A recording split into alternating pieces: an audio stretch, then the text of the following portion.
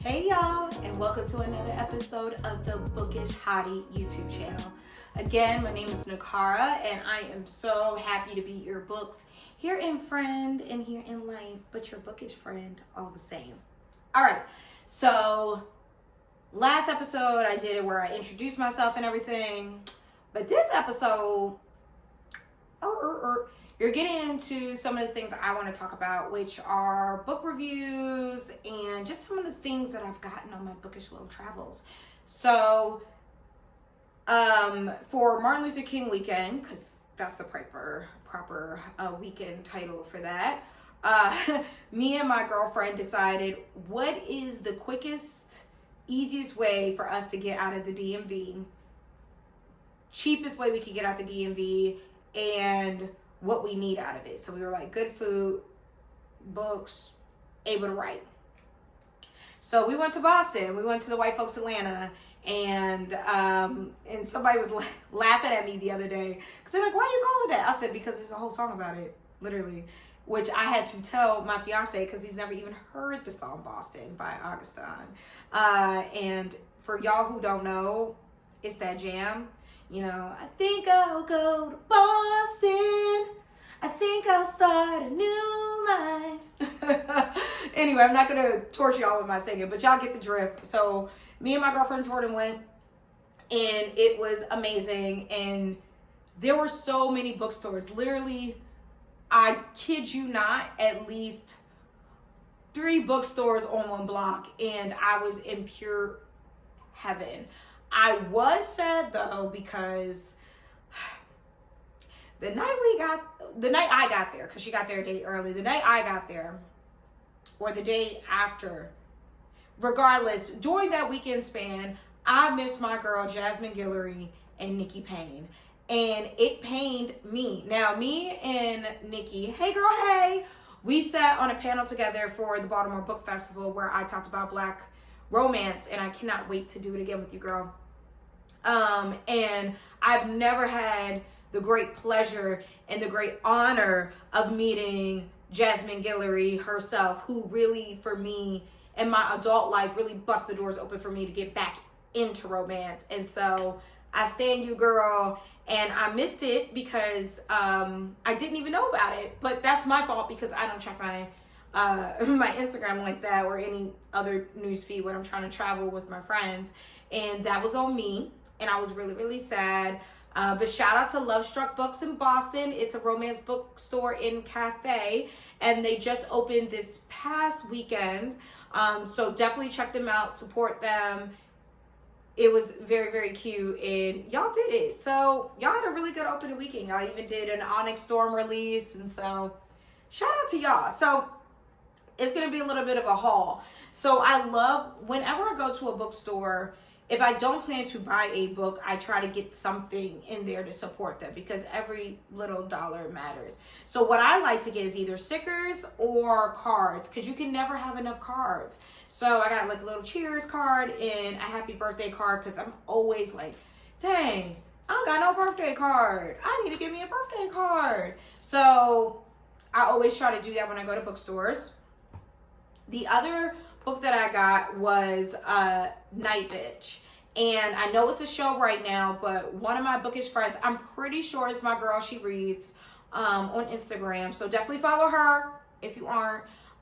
She was reading this book, and I was like, oh, what's this? And I was like, oh, this sounds real interesting. So pick this up. I also got The Queen's Spade. I've been waiting on this book, and so I'm very, very excited. I'm ready. It's like murder and desire, and I'm here for it. And I am a sucker for a cover, okay? I am the girl who will judge a book a little bit by its cover. And we're talking about book covers, though, not people. Book covers. Then I got the paper physical copy of Legend Board because I want to do a reread of Legend Board and Oathbound, but I actually got my copy at the library, and so I was like, you know what? I'm gonna just buy it because I want to like bookmark and stuff. Speaking of Legend Born, we are Butt Maker Books and the Bookish Hottie. We are having a midnight release of the newest book. And so I want to make sure that you all know about it. It will be on March 3rd. Yes, March 3rd, because the newest book comes out March 4th. And we're going to try to get like music, and I'll be making a charcuterie board, and it's just like all of us from like 9-ish, 9:30-ish until about 11:45-ish, so everybody can go home and read. And so definitely come out. We can make this really big, y'all. We love midnight releases. Let's get back into it. Let's get back in the community. We could do anything that we want to do whenever we want to do it, when we have the manpower, the organization, and the will. And also, we're doing a midnight release with Charm City Books again, and But Making Books in the Bookish Hottie for Can't Get Enough, which is the last book in the Skyland series with Kennedy Ryan. Not with Kennedy Ryan, but the book is by Kennedy Ryan. I don't want to get nobody's hopes up, but we're doing the same thing again. We're going to try to do like little goodie bags of like local owned Black businesses in Baltimore. So if you're a local Black owned business and you're here in Baltimore and you want to be a part of our goodie bag, please let me know. Go ahead and email me. I can't wait for it. I think it's going to be amazing. This is how we build back community, because especially in these times where we're at right now, I think more than before, we need to be baking in community in person, not just on the internet. So I hope to see you guys there. Oh, and for both of the releases, the ticket will just be the book price to come, so you'll just essentially be paying for your book. That's all. All right. Of course. Let me talk about how I manifest, okay? So shout out to my girl Taylor and my other book fantasy girls. We have a book fantasy chat, me and my Black girlies. But we were talking about she introduced me to Fourth Wing. I've been having Fourth Wing in my Kindle for better part of a year. I am so glad I held out, because I am now a wing leader. I am now a dragon rider. I am the things. And shout out to Rebecca, because she did something in romance that I enjoy, which all the characters were not white. A lot of gender bending, which I appreciate. Not so much heteronormativity, and a lot of the couplings of the characters, and I enjoy that. But that's a part of it. I'm not going to say more than. All of it on top of the spiciness, the character development, the banter, you did it. And so I actually manifest this book. So I brought Iron Flame with me on the trip, and I read Iron Flame and I finished it. And Onyx Storm was coming out that night before we got on a plane to go back home. And I was trying to get tickets for Love Struck book midnight release. Unfortunately, didn't get it. And I was like, dang, I really don't feel like waking up tomorrow when I land and have to go to the store and go get it, because I'm thoroughly exhausted. I really wish I could just get it from an indie bookstore here and go about my business. So we're walking back from dinner, me and my girlfriend, from this really amazing Greek place. I think it's called Karisi. It's amazing in Boston. Highly recommend. Definitely get the tzatziki. They make it tableside, chef's kiss, all the orange wine you can drink a dream of, because I'm an orange wine girly. But anyway, we were walking past the bookstore Trident Cellars, and they have a bomb cafe. We were like, oh, I wish I could get this book tonight. I walk out, and this girl walks past me. She's walking out with Onyx Storm, and I said, are they selling these? She said, well, I don't know. I got my ticket. And so, but I would just go in there and I would go try. So I was like, oh, okay, I'm going to go try. So we walked in, and I said, hi. I said, regardless what happens, I'm walking out with this book. I was like, if they don't have it, I'm gonna suck it up and be an adult. But if they do have it, we walking out with this book tonight. I'm from around the way. I'm leaving here with something. So I walked in. I said, hey. They're like, hey, do you have a ticket? I said, actually, I don't. I was just trying to see if you guys actually have additional copies that you guys are willing to sell. And the girl looked at the guy, and the guy looked at her. He said, look, I'm going to do it. But if this was 10 minutes before, you wouldn't have gotten this book. And I said, well, won't he do it? Won't he do it? Come on, manifestation. We love to see it. So I manifest this book, and I finished. I did. I did. And it, as you see, was really, really good. The spicy scenes were super spicy. The banter, I laughed, I cried, I was aghast. The end of the book left me in a permanent whiplash, and I thank you, Rebecca. Thank you. Like, if I was on the island of Zanelith, thank you. I whiplash. Thank you. Thank you for your gift. Thank you. Thank you. Only people who read this would get the joke. But definitely pick it up. I would have to say this series to me is up there for me, and it is really, really, really, really, really, really, really good. Like, besides the spice scenes, because we love spice, I really, really think this is definitely her best work. And Rebecca, take your time, protect your energy, protect your space. And I want to also say this to you guys, authors are people too. You don't have to like the book. You can also be respectful in your opinion of not liking the book. We don't have to be nasty. And also, if a author is creating a series, just be gentle with them, okay? Because we don't know what's going on in their personal life. We don't know what's going on with them physically, mentally, spiritually, anything. And writing is a gift, and we should respect it. I understand we're all excited and all of those things. Just, I think we need to just be a little bit more respectful of people, All right, wrap that up. All right, so I said on my last YouTube I was going to talk about this book. And why I'm going to talk about this book is I think it's important. I think that this author does a good job of talking about topics that are hard. And this book is hard. So I'm going to read the synopsis so you understand. Little Rock, a thrilling new novel from the best-selling award-winning visionary author. One weekend, the elite underbelly of a Nigerian city, a party that goes awry, a tangled web of sex, lies, and corruption that leaves no one unscathed. Amia and Kalu, sorry if I mispronounce, correct me, drag me, are a longtime couple who have just split. When Kalu, reeling from the breakup, visits an exclusive sex party hosted by his best friend Ahmed, he makes a decision that will plunge them all into the chaos, brutality, and suddenly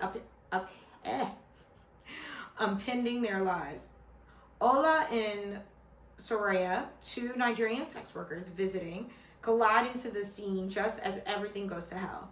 Sucked into the city's corruption and glittering underworld, they're all looking for a way out, fueled by a desperate need to escape and the dangerous threat that looms over them. Okay. So let me start with saying that I believe that this author is one of the most important voices in our generation, like I said before. Besides that, this book, I'm suggesting this, but when I suggest this, I'm going to put a caveat. This book deals with a lot of sex, obviously, is dealing with sex workers, is dealing with a lot of violence, is dealing with a lot of homophobia. It is dealing with sexual violence. And yeah. I think sometimes when we are in a country like this one, and we are, many of us, if we can grab a book, afford a book, be able, in the privilege of being around many books, I think a lot of people take that for granted. And let me be clear on what I mean by that. We are in America, and we are privileged. I have an additional privilege. I live a very middle-class lifestyle where I can travel, think, be a part of a thinking class of people, think about things in game theory, think about things in a way that I don't have to worry about too much, right? That is not a lot of people's reality who live in this country, and people who especially live in countries that either you are rich or you are poor. There is no middle class, right? I think we as Americans especially think that a lot of different countries should have a middle class, and they should. However, that's not a lot of people's reality. You are either rich or you are poor. That is it. That's the story. You either have or you have not. And now I am not Nigerian, okay? And I'm going to be clear with that. And this is not an affront to Nigeria, the culture, or anything like that, period. I went to Nigeria. I was there for a month. I enjoyed it. I loved it, actually. I was obsessed. I was obsessed. It was amazing to be around so many Black people in all the time. And that is people's reality. That was amazing. Wow. Especially being here when that is not my reality. More often than not. Like, I'm never not seeing just all Black people all the time. When I go to the store, when I go anywhere, like, wow. It was nice. I'm not gonna lie, it was great. Especially because if we're looking at the history of this country, I don't know where I'm walking into as a Black person. And there are a lot of white people, right? And so I recognize that, and I'm like, wow, this is beautiful to see, right?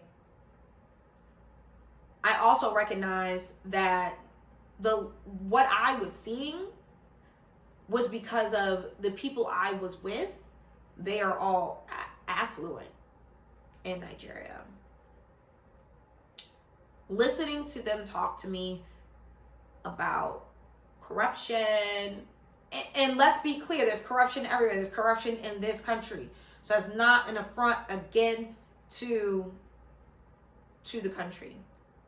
But hearing people talk about it in such a casual way, reading this book, being there, reading other books like His Only Wife, which is amazing. That's not set in Nigeria, that's set in Ghana. But again, this book can be uncomfortable for people. Some people were upset. The main criticisms I heard was the amount of violence. Was it necessary? Was the need to be so graphic?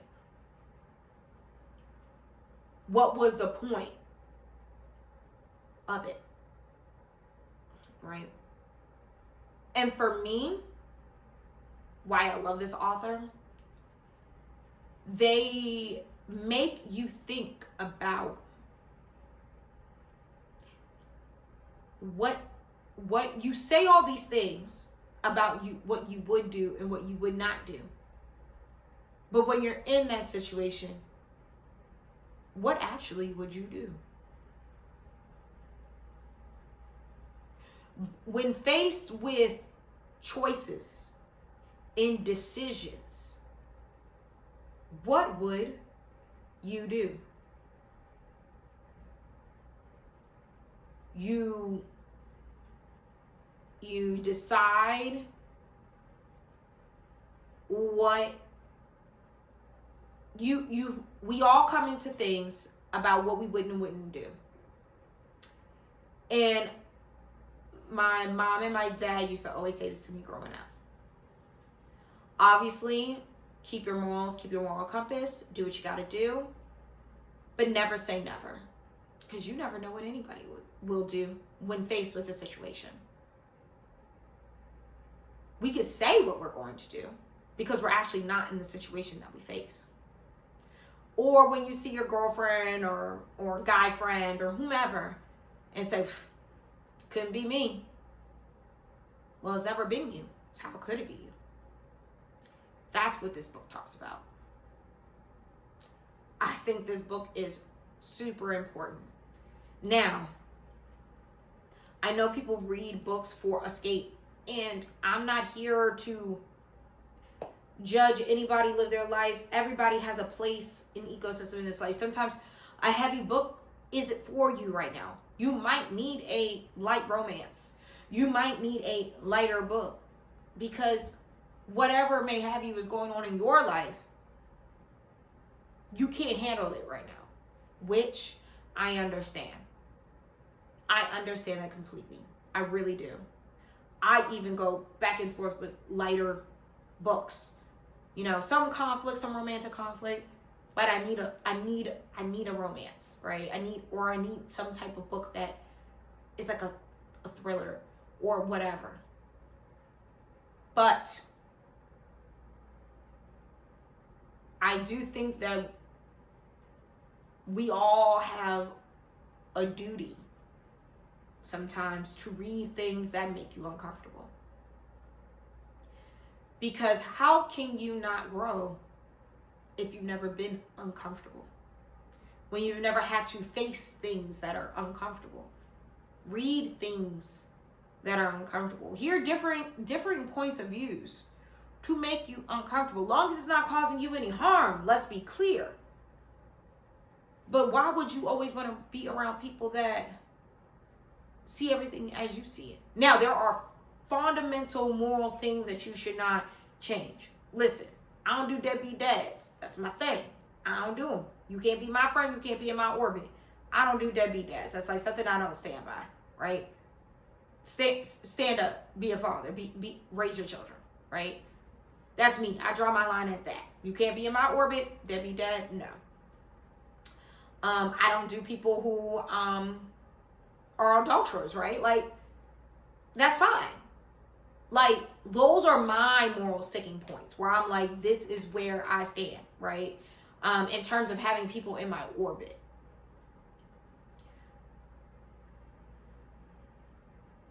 But when it comes to books,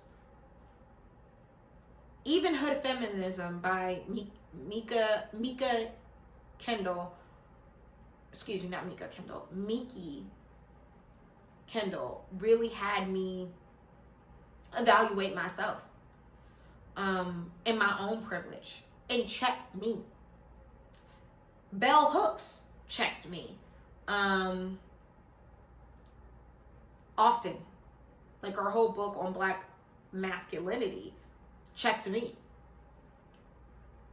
Because if you're not having reflective dialogue and you're just moving through life as if the things in this book do not happen, because they do, are you really as aware or active as you think you are? Now, you don't have to like it. I'm not telling you to like it. But if the reason why you don't like it, is because you felt like it was unnecessary, it doesn't happen, what was the point? This can't be happening. I don't know. This is where I ride at dawn for this book, because I think this was a very ambitious swing for this author.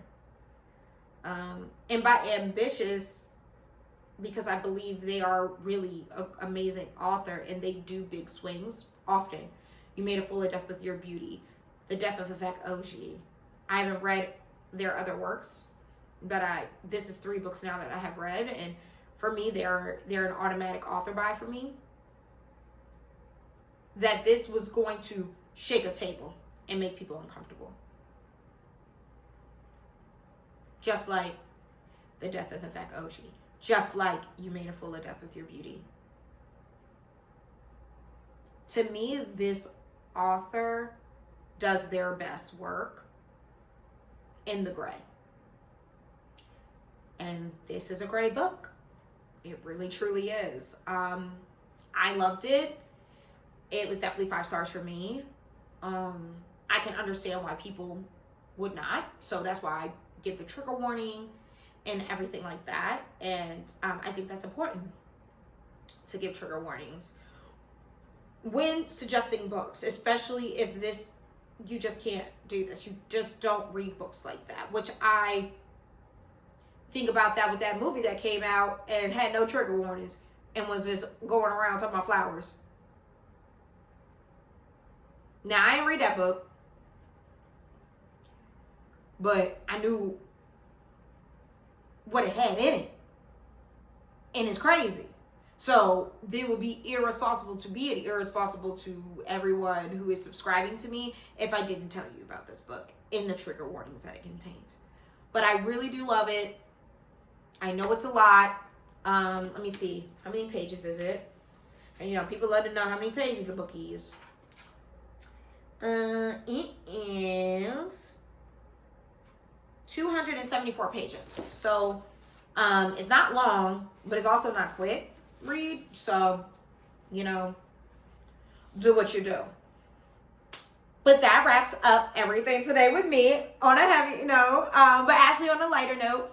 So, But Make It Books is coming back out with our book club, our monthly book club. So February is going to be Isaac's Song. So I hope to see you guys there. We do it at the last Wednesday of every month. So it'll be February 26th. And we're going to be meeting at Mama Coco's. If you haven't been to Mama Coco's, what are you doing? We're going to be meeting there. They'll have drinks and we can have coffee. It's super cool in there. And I can't wait to engage and meet with you all. Again, we are doing a midnight release for Oathbound as well as Can't Get Enough by Kenny Ryan. And I cannot wait to see you guys all there. And with that,